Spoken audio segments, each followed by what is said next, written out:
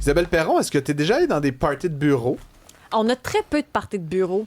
Je sais pas si quand on est allé manger chez vous, c'est un party de bureau. Ouais. Un peu. C'est une rencontre de production.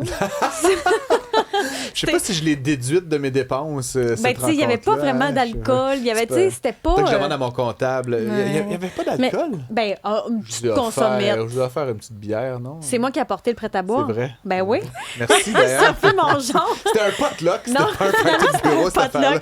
Mais Sophie Mongeon, maître Mongeon, c'est intéressant la discussion avec Francis parce que c'est vrai qu'un party de bureau, dans le fond, c'est quoi? Bien, un party de bureau, ça peut être à 2 volets. Ça peut être un party qui va être considéré personnel, dans le sens que tu es à la maison, tu as invité des collègues de travail. Ça, c'est pas un party de bureau, à moins qu'on travaille vraiment. Mais chez Francis, est-ce que c'est un party de bureau? Ben, ça aurait pu être interprété comme un party de bureau. Une rencontre de collègues. Ben, mais tu sais, ça dépend. En dehors des heures de travail. Ben, ça peut être ça aussi. C'est surtout quand c'est organisé par le travail que là, ça devient vraiment comme un party de bureau. Fait que, tu sais, je vous en parle régulièrement que vos actions dans un party de bureau d'été, de sortie ou quoi que ce soit peuvent être utilisées contre vous puis peut mettre votre job en péril. Et c'est ce qui s'est passé pour un pauvre monsieur qui travaillait, pauvre monsieur, j'enlève mon terme, là, qui travaillait pour la même entreprise depuis 21 ans. Donc, c'est, tu sais, avant de mettre quelqu'un à la porte après 21 ans de service, il faut qu'il se passe quelque chose de grave. Mais si les syndiqués, ça prend un bon dossier. Là. Ben oui, absolument. Mais ici, c'est une petite entreprise. Là, je nommerai pas les noms là, pour pas créer de problèmes comme tel. C'est plutôt les faits qui sont intéressants. Donc, ce monsieur-là travaille pour cette compagnie-là depuis 21 ans, puis il a les mains un petit peu baladeuses et les commentaires légers depuis de nombreuses années. Et vous le savez, je vous répète régulièrement que chaque employeur a une obligation de donner un environnement de travail sécuritaire au niveau physique et psychologique pour les travailleurs et travailleuses. Donc, il doit absolument mettre en place des politiques d'harcèlement. Et c'est ce qu'il a fait en septembre 2021. Il a plié à la loi et il en a profité pour remettre une petite copie au monsieur en lui disant « Écoute, on sait que des fois, tu as des commentaires inappropriés. C'est un avertissement. » Fait qu'il prend ça comme un avertissement, mais finalement, peut-être qu'il a oublié avec le temps parce que 2 ans plus tard, il se retrouve dans un pique-nique de bureau où il y a plusieurs gens qui sont là et même sa conjointe vient avec lui. Et la personne avec qui il va avoir eu peut-être des commentaires désobligeants est accompagnée de sa fille de 16 ans. Donc, ce qu'il fait, c'est que lorsqu'il y a une photo de groupe, il s'installe en arrière de elle, puis il fait un mouvement en disant « Je suis dans la position parfaite ». Donc, on comprend ce qu'il veut dire. Il est derrière elle. Exactement. Dans le même événement, il va prendre un glaçon, il va ouvrir le chandail puis mettre le glaçon dans le chandail. Donc, à ce moment-là, ça lui crée une espèce de malaise que je peux comprendre. En venant travailler, elle va aller voir le vice-président puis elle va lui raconter tout ça. Et finalement, après une enquête, l'employeur a décidé de le congédier. Oh. Le monsieur. Le monsieur. Oh, c'est intéressant parce que souvent, il manque de preuves. Souvent, on se dit, est-ce que le département des ressources humaines fait vraiment le travail? Exactement. C'est pour ça aussi que je trouve cette décision très belle, où je lève mon chapeau à l'employeur qui a mis ses culottes puis a fait ce qu'il avait à faire. Il l'a congédié. Et là, la décision, c'est pas le fait, est-ce que c'est un accident de travail ou tout ça, c'est le monsieur a fait une plainte de congédiement illégal, donc sans cause juste et suffisante auprès des normes du travail, parce que lui, il disait, moi, j'ai 21 ans de service, il n'y a pas eu de gradation dans les sanctions. Tu sais, normalement, on va avoir une suspension 2 jours, 3 jours, des avertissements, etc. Sauf que la jurisprudence, puis écoutez attentivement, nous dit, si l'erreur est grave, le 21 ans quasiment s'efface, donc on peut aller au-delà de la gradation dans les sanctions, puis si c'est grave, tu peux être congédié, point final. C'est ça que lui, il contestait. Et le juge est venu dire, non seulement tu as eu ces 2 événements-là, mais en plus, dans le passé, tu avais passé plusieurs commentaires sur l'apparence physique de tes collègues. Tu as interprété des filles en leur disant « Hey, t'es donc bien sexy ». Tu passais tes mains dans les cheveux des filles en disant « Ah, tes cheveux sont beaux. Si tu avais 20 ans de moins, je te ferais pas mal ». Et en plus, il n'y avait aucun remords. Morale de l'histoire, le juge a dit « Tu sais quoi? Ton congédiement était justifié. Le gars a eu 0 ». C'est rare des causes comme ça, non? Ben oui, mais on en a de plus en plus parce qu'effectivement, on devient de plus en plus sensible quand même aux situations d'harcèlement dans le cadre du travail. Sauf que, moi, si j'étais un homme, je dois avouer que je commence à être un petit peu mal à l'aise, c'est-à-dire où est la limite. Ça, t'as raison, c'est un bon point que t'amènes. Tu sais, je suis une fille, j'en profite pour aborder le sujet. Oui. Hein, Moi, je me retiens depuis tantôt. Je le sais, je vois ton visage non, mais c'est aussi. juste, puis je veux pas, c'est inacceptable. Puis je passerai jamais ma main dans tes cheveux. Pas ton genre. Ouais, c'est pas mon genre, mais à la limite, je trouve juste que c'est comme une somme de petites offenses. Tu sais, dire quelqu'un que c'est sexy, tu sais, c'est pas, il l'a pas, c'est pas un viol. Là, tu sais, donc, mais Mais il y en a beaucoup. Mais tu sais, j'ai la misère, puis encore une fois, là, je parle en tant qu'homme, là, mais tu sais, il n'y a pas de gravité. Tu sais, c'est comme, il a fait une mauvaise blague, il a dit qu'il était sexy, il y a eu aucun, tu sais, rien vraiment, c'était à connotation sexuelle, mais tu sais, il a pas pris une fesse, ou tu sais, il n'y a pas eu comme... Ben là, il y a mis un glaçon dans c'est ça, dans non, mais tu sais, je veux pas, on discute, je trouve juste qu'à un moment donné, elle est où la ligne? Tu poses la bonne question, Sophie, tu sais, ultimement, là, où est-ce qu'on dit que c'est inacceptable, puis où est-ce que c'est, il faudrait pas que tu fasses ça, Francis, mais tu sais... Ben, je pense que le fait qu'il avait été avisé une première fois, puis que c'était un comportement qui se répétait, peut-être que c'est là, mais je suis un homme, j'ose même plus dire que t'es belle aujourd'hui, c'est beau ce que tu portes. Mais ça, c'est dommage, parce que, tu sais, être sexy, c'est vrai que c'est pas un commentaire qui te perturbe. Tu sais, c'est pas chien de se faire dire ça. Je comprends que dans un milieu de travail, il faut...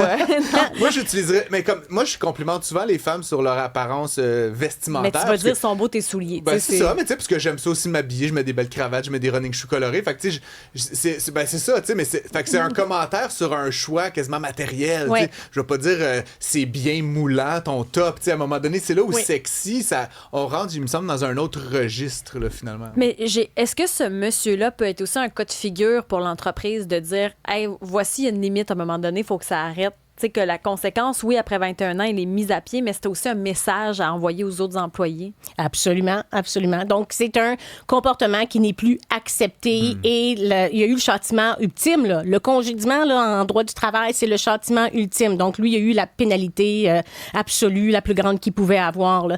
Mais je pense que s'il y avait eu des remords dans son témoignage, où il dit ça a été pris hors contexte, où c'était pas mon objectif, lui, il a fait semblant même qu'il n'avait jamais fait l'acte d'avoir été en arrière de la photo en faisant un mouvement de va-et-vient. Ouais. S'il avait avoué en disant, écoute, là, peut-être que j'ai manqué de jugement, je pense que la décision aurait été différente. Une faute avouée, demi-pardonnée. Oui, puis ça peut arriver aussi, des commentaires qui étaient corrects pour quelqu'un, qu'ils sont moins pour l'autre, puis quand l'autre le mentionne, dit, hey, je suis désolée, c'est pas ça que je voulais, c'est pas ça mon intention. Tu sais, ça arrive souvent, là aussi, que les gens sont pas mal intentionnés. Mais j'ai déjà vu un client qui vient me voir où il me dit, par exemple, on est ici, on discute à 3, et puis Francis me passe un commentaire, moi qui me passe 10 pieds par-dessus la tête, et toi, ça t'a créé un malaise. Donc, il y a un client qui est venu me voir et dit, écoute, je discutais avec la fille, il n'y avait pas de problème, on avait une belle relation, tout ça. Et c'est un autre collègue qui est venu dénoncer que j'aurais dit quelque chose d'inapproprié.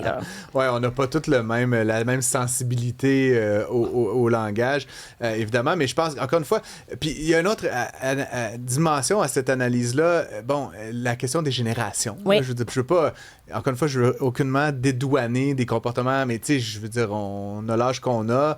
Moi, j'ai vu surtout des comportements comme ça chez des hommes plus âgés. Là. Puis encore une fois, je veux pas faire d'âgisme ici d'aucune façon, mais le monde du travail a changé, là, on va se le dire. Puis ce qui était peut-être acceptable il y a 20-30 ans, aujourd'hui, puis on l'a vu dans Vitrerie Joyale, d'ailleurs, là, je sais pas si vous avez regardé la série, là, mais il y a ce vendeur qui, comme, c'est indécent, là, genre, mais tu réalises que c'est les années 90, là, pas il y a 100 ans, là, tu sais. Donc, les normes ont changé dans le milieu du travail. On a des textos intéressants, je trouve. Je suis un homme et je travaille avec 80% de femmes. La limite est très facile à trouver. Aimerais-tu qu'un homme dise la même chose à ta femme ou ta fille? C'est très facile. Depuis presque 22 ans, moi, je fais ça comme ça. Puis la réponse est claire pour lui. La ligne, elle est facile à établir. Est-ce que je dirais ça à ma fille ou à ma femme? Ouais. Si la réponse est non, vous le faites pas. Oui. Bon, mais c'est une très bonne façon de se contrôler. Puis tu vois, Jocelyn, lui, de Bromont, il a arrêté de parler aux filles au travail. Il a peur de dire quelque chose qui est mal interprété. Ça, c'est triste. Ça, je trouve ça dommage. Moi aussi, je trouve ça dommage. C'est pour ça que je rajoute cette petite réflexion à cette discussion-là, que c'est difficile de savoir sur quel pied danser, là. Bon, quand même. Je ne sais pas si on veut passer au deuxième sujet, Bien mais moi, ça me fascine, cette affaire-là. Le lait d'avoine. Bon, parlons-en du lait d'avoine, grand sujet devant l'Éternel. Il y a un recours collectif qui a été autorisé contre Starbucks et Tim, qui aurait facturé des frais additionnels pour le fameux lait d'avoine, alors que pour eux, le coût, le prix, ça change strictement rien. Mais Isabelle, ne ris pas de ce recours collectif parce que non, mais c'est que moi je ne Isabelle apprend ça au sérieux. Oui, là. parce que moi je peux pas prendre de vrai lait. Là. J'ai une intolérance au lactose, donc automatiquement c'est même pas un caprice. Je dois prendre un lait pas de lait. Là. Donc lait de peu importe le macadam, soya, avoine, nommez celui que vous voulez. Moi c'est une question de condition. Donc c'est frustrant d'avoir des 60 sous de plus pour un lait que t'as pas le choix de boire. Effectivement, le recours collectif vient d'être autorisé en juin 2021 2026. Ça veut pas dire qu'ils ont gagné, là. Ça veut dire qu'il y a vraisemblance de quelque chose qui respecte pas la loi sur la protection du consommateur. Donc, effectivement, c'est contre, attendez-moi un instant, c'est contre Starbucks et Second Cup qui chargeait 80 sous de plus. OK? Et Tim Hortons, 50 sous de plus. Donc, en principe, ton verre, ton café de 6 devient 6,80 alors que pour eux, c'est quasiment le prix est équivalent. Donc, on considère que c'est une façon, une façon injuste et incorrecte auprès du consommateur. Moi, j'ai l'impression, je ne sais pas si vous êtes d'accord, mais qu'il y a un aspect marketing, comme si on nous vendait le principe que c'est mieux un faux lait. Puis c'est pour ça qu'ils le vendent plus cher. Est-ce que ça se peut? Ça se peut. Peut-être, mais en bout de ligne, morale de l'histoire, c'est que ça leur coûte le même prix à l'achat. Pourquoi qu'il fait une différence? Ça, c'est comme quand on va dans un restaurant, là, tu commandes, je peux-tu avoir frites et salades à la place de juste la frite? C'est un extra. Quoi, t'en as pas où ça se fait pas? T'en as pas dans ta cuisine? Tu peux arrêter d'aller là. T'sais, moi, c'est là où je suis un peu mal à l'aise quand les tribunaux puis les poursuites viennent régir le prix des choses. S'ils ont envie de te charger 100$ pour le lait d'avoine, vas-y plus. C'est comme... Parce qu'ultimement, ils pourraient aussi dire qu'ils n'en ont pas. Il pourrait, parce qu'il y a un coût d'avoir ce petit bidon-là. Puis, tu sais, entre nous, là, j'ai l'impression, là, j'ai pas des statistiques, mais la grande majorité du monde, ils boivent du lait. Là. Fait que, tu sais, là, si tu tiens un bidon dans ton frigo pour la Isabelle, une fois par jour, qui se pointe puis qui veut pas ça, ben, c'est une place à la tablette. Puis, c'est peut-être que c'est périmé. Puis, il faut que tu en achètes d'autres. Puis, tu comprends ce que je veux dire? Mais c'est pas de mes affaires ni de nos affaires de décider le prix que les entreprises chargent pour les choses. Au Canada, plus de 7 millions de personnes sont intolérants au lactose. Fait que je ne suis pas seule. Ils peuvent prendre des espressos noirs, là, tu comprends? Je veux dire, c'est pas à Starbucks d'assumer... Mais si ça va de l'avant, puis les gens gagnent sur le fond, imaginez, ils vont être obligés de rembourser. C'est, comment tu as dit, de millions de personnes intolérantes? Au Canada, plus de 7 millions de personnes. Donc, tous les gens qui ont commandé du lait d'avoine, de coco, etc., chez Starbucks en décembre 2021 et novembre 2024, chez Second Cup, décembre 2021, février 2025, Tim Hortons, décembre 2021 et janvier 2025. Hey, c'est comme 3-4 ans là, par entreprise, par franchiseur, par compagnie, pardon. Donc, vous comprenez que ça risque de faire beaucoup d'argent. Mais d'aller analyser le coût... En tout cas, comme je vous dis, moi, d'abord, le cartel du pain, j'espère que tu t'es pas inscrit. Non, mais c'est pas le cartel du pain. Le cartel du pain, c'était de la manipulation de marché. Là, on parle du monde qui ont pris des décisions non coordonnées pour dire, moi, je vais te facturer pour cette manipulation différente du standard, je vais te facturer plus cher. C'est comme, il y a des compagnies d'auto, là, maintenant, ils te vendent l'auto blanche. Il y a une peinture dessus, elle est blanche. Si ta veux bleue, c'est 2000$ de plus. Ouais. Hey, c'est donc ben illégal, de la peinture bleue, ça coûte la même chose que la peinture blanche. Comme, ben, Christy, tu te la prends blanche, ton auto, puis tu comprends ce que je veux dire? Mais je comprends Depuis ce que tu veux dire. quand les tribunaux viennent dire quel prix on peut assigner aux objets, je trouve ça un peu bizarre, personnellement. C'est ça, les actions collectives. Mais tu sais, la défense va être le consommateur, s'il sait, puis c'est un choix volontaire, c'est une chose. Mais s'il pense qu'il paye, que ça coûte plus cher à l'entreprise, donc on lui refile, c'est correct, mais ça coûte pas plus cher. Mais c'est vrai aussi qu'on ne te le dit pas. Il y a des gens qui vont te dire, hey, c'est un extra 50 sous, donc tu dis oui en connaissance de cause, mais souvent on te le charge sans te le dire. Ça, c'est un point. Ouais. Hey, un autre astuce avec Starbucks aussi. Donc, c'est une nouvelle action collective qui est en cours. Là. Elle n'a même pas passé le stade d'autorisation. Mais vous êtes combien de personnes à avoir reçu justement des cartes cadeaux de Starbucks de 10 là? Puis on essaie de les passer sur l'application ou quoi que ce soit.